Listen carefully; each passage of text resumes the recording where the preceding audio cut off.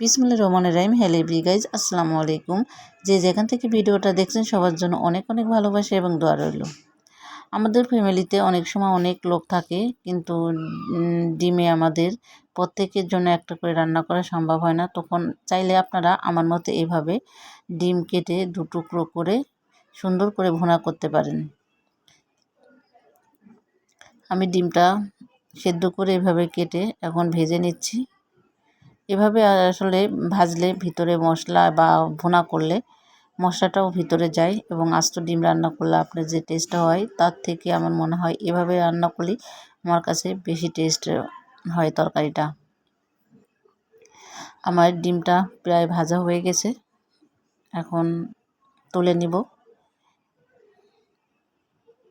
দেখেন একটু লাল লাল করে ভাজছি, কুসুম কিন্তু বের হতে দিইনি, কুসুমটা কিন্তু ভিতরেই আছে।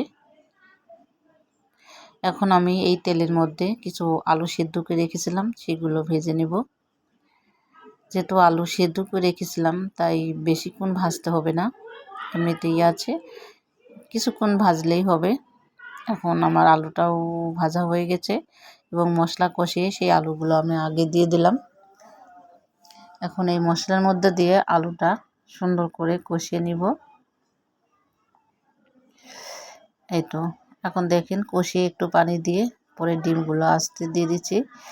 আর এর মধ্যে আমি গরম পানি করে রেখেছিলাম, যেহেতু মশলা সুন্দর করে কষিয়ে নিয়েছি আর যেহেতু আমি ভুনা করব গা মাখা, এই জন্য আর বেশ কাঁচা পানি দিইনি, আমি পানি ফুটিয়ে রেখেছিলাম, সেই ফুটান্ত পানি এর মধ্যে দিয়েছি এবং অল্প পরিমাণে দিয়েছি। দেখেন